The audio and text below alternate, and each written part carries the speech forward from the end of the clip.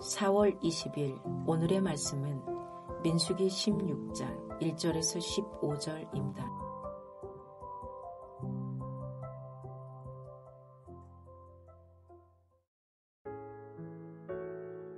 레위의 증손 고앗의 손자 이스할의 아들 고라와 르우벤 자손 엘리압의 아들 다단과 아비람과 벨렛의 아들 온이 당을 짓고 이스라엘 자손 총회에서 택함을 받은 자 곧 회중 가운데서 이름 있는 지휘관 250명과 함께 일어나서 모세를 거스르니라.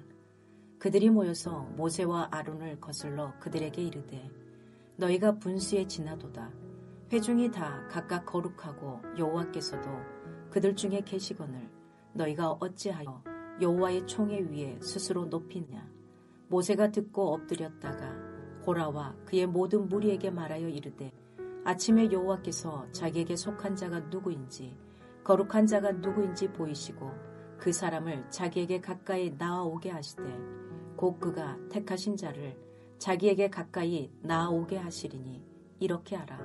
너 고라와 내 모든 무리는 향로를 가져다가 내일 여호와 앞에서 그 향로에 불을 담고 그 위에 향을 두라. 그때 여호와께서 택하신 자는 거룩하게 되리라. 레위 자손들아 너희가 너무 분수에 지나치느니라.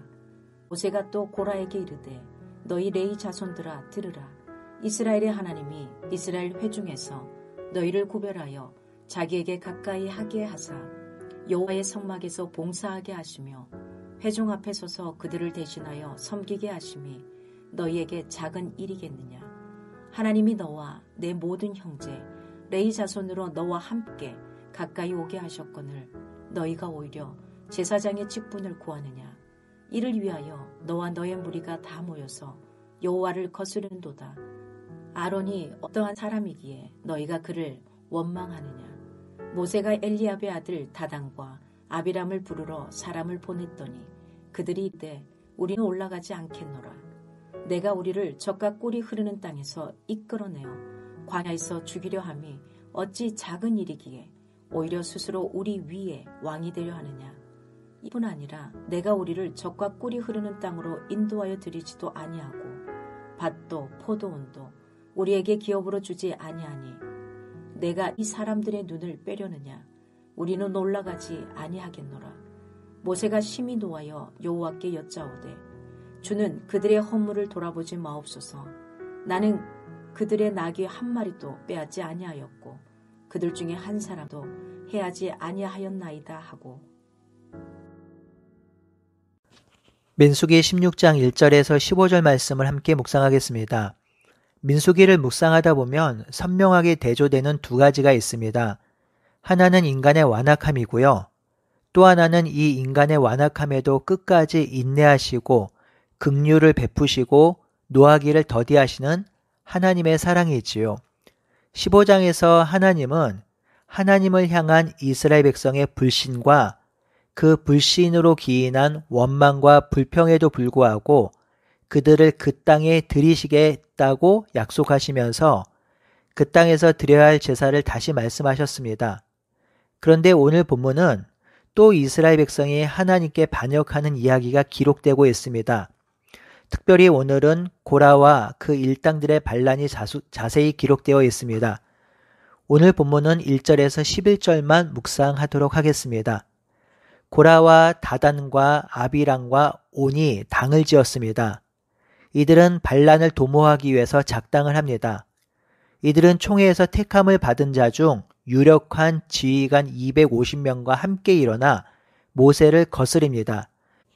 여기서 잠시 살펴볼 단어가 있는데요. 하나는 총회이고 또 하나는 회중입니다. 총회는 이스라엘 전체 백성을 대표하는 사람들의 모임입니다. 이와 달리 회중은 정해진 시간에 모인 백성들, 즉 회막에서 여호와를 만나는 백성들의 대표 무리입니다. 그러니 고라와 다단과 아비람과 온이 백성들의 대표를 현혹해서 250명을 자기들의 당으로 끌어들였다는 것은 이 반란이 주도 면밀하게 준비되었다는 것이죠. 이들의 목적은 모세의 리더십을 무너뜨리는 것입니다. 그들이 모세와 아론에게 이렇게 말합니다. 너희가 너희가 분수에 지나도다 회중이 각각 다 거룩하고 여호와께서도 그들 중에 계시거늘 너희가 어찌하여 여호와의 총회 위에서 스스로 높이느냐라고 말하지요. 여기서 스스로 높이는가라는 의미는 왜 군림하려고 하느냐, 왜 족장 행세를 하려고 하느냐 그런 의미를 담고 있지요.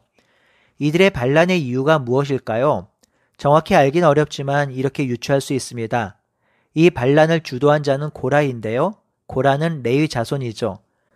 레위 자손은 거룩한 기물을 다루는 일에 종사하는 사람들이며 제사장의 사역을 돕는 역할을 합니다. 아마도 불만은 여기서 시작된 듯 보입니다. 모세와 아론에게 집중된 직임에 불만이 쌓인 것으로 보입니다. 그들은 모세와 아론이 자기들보다 더 뛰어나다고 여기지 않은 것 같습니다. 또한 다단과 아비람과 벨렛의 아들 온은 모두 르우벤의 후손이죠. 르우벤은 야곱의 맏 아들인데요. 태어난 순서에 따르면 12지파의 지도자는 르우벤 자손이 맡아야 합니다. 하지만 레위 자손이 제사장의 일을 관장하게 되는 것에 대해서 불만이 쌓여 있을 수도 있겠습니다. 고라와 그 일당들이 반란을 일으키자 4절에 보니 모세는 바로 하나님께 엎드리죠. 그리고 나서 모세는 고라와 그 무리에게 이렇게 말합니다. 내일 아침 여호와께서 알려주실 것이다. 누가 당신의 사람이며 누가 거룩해 하며 누가 당신 앞에 나아갈 수 있는 사람인지 알려주실 것이다. 당신이 택한 사람을 당신께로 나오게 하실 것이다 라고 말합니다. 그리고 그들에게 향로를 가지게 오게 하고 그 향로에 불을 피우라고 말하지요. 그때 하나님이 택하는 사람이 거룩한 사람이 될 것이라고 합니다. 왜 모세는 다음날 향로를 가져오게 하며 향로를 피우게 했을까요? 그것은 이 향로를 피우는 것이 아무나 할 수 있는 것이 아니기 때문입니다. 향로의 향을 피우는 것은 전적으로 제사장의 특권입니다.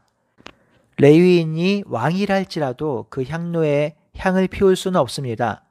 레위기 10장에 보면 나답과 아비후는 하나님이 명하지 않은 향을 피워서 죽임을 당하기도 했습니다. 그러니 이 향을 피우는 일로 하나님께서 그들의 반역을 어떻게 여기시는지 확인하려는 의도가 있습니다. 8절에서 11절에 모세는 레위 자손에게 이렇게 말합니다.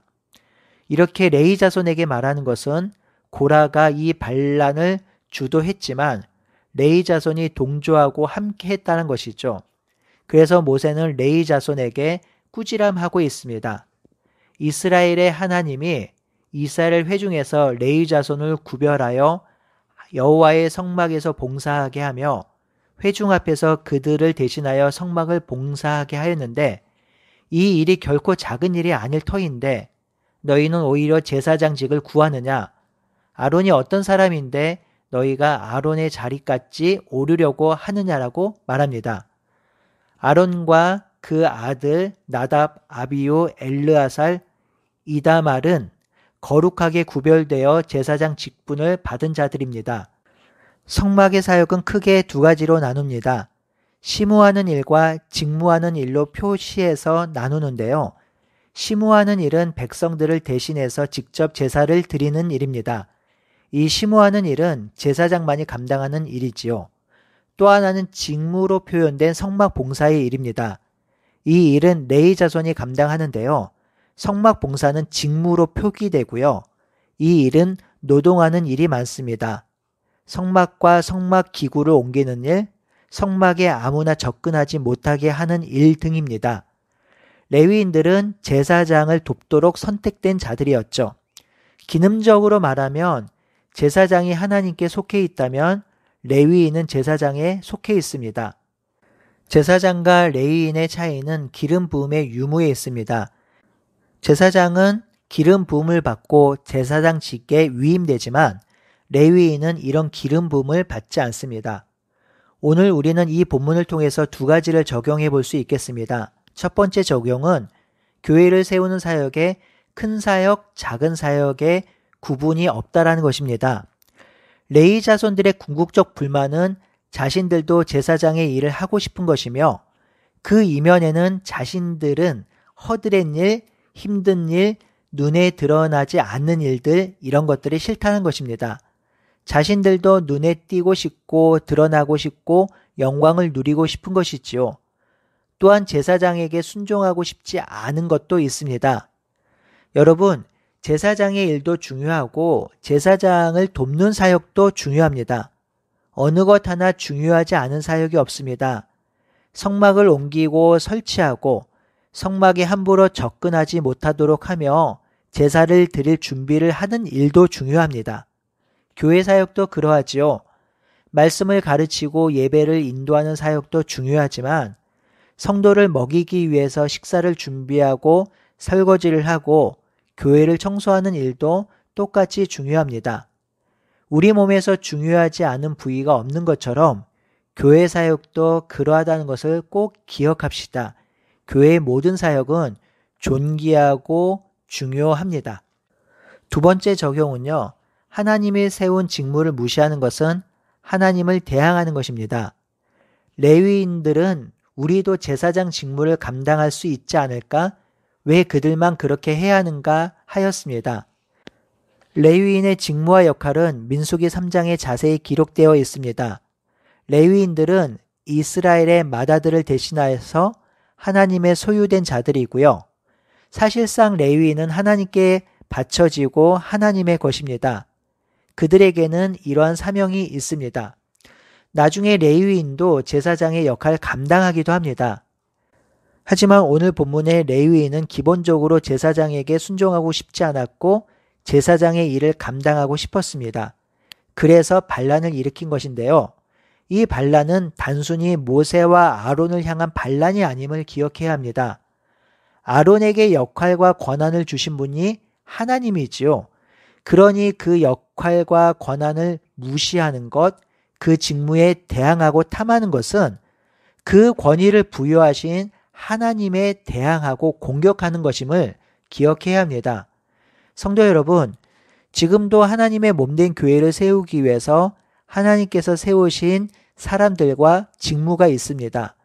목사와 장로와 안수집사, 권사가 그 예입니다. 이들은 하나님께서 교회를 세우기 위해서 세운 자들입니다. 그 방식은 물론 세례교인의 투표를 통해서 이루어진 것이지요. 그러니 기본적으로 이들에게 순종해야 합니다. 물론 이 순종도 이들이 하나님의 말씀의 권위 안에 있을 때이지요. 그것을 넘어서는 권위와 권한을 행사할 때는 순종하지 않으셔도 됩니다. 하지만 하나님의 말씀에 합당하게 행할 때는 순종하셔야 합니다. 그래야 교회가 세워집니다. 어떤 교회는 이 모든 권위를 부정하는 교회들도 있습니다. 모든 성도는 평등해야 하며 그 권위가 큰 문제를 야기했기 때문에 그렇게 행하는 교회들이 있죠. 하지만 교회가 그렇게 세워질 경우 그러한 교회는 하나님의 말씀 안에 서기가 아주 힘듭니다. 또한 하나님의 뜻이 아닌 인간의 뜻대로 교회가 세워질 가능성이 아주 농후합니다. 왜냐하면 인간은 아주 연약하기 때문이지요. 성도 여러분, 하나님께서 교회의 직분자를 세우시고 그 직분에 맞는 권위를 주신 것은 교회를 세우기 위한 최소한의 안전장치를 주신 것입니다. 이 안전장치를 마음대로 풀면 오히려 교회가 무너질 수 있음을 기억해야 합니다. 교회는 모든 성도가 자신에게 주어진 은사대로 섬길 때 교회가 세워짐을 기억하며 각자의 은사대로 아름답게 교회를 세워가는 우리 모두가 되기를 바라고 소원합니다. 아멘.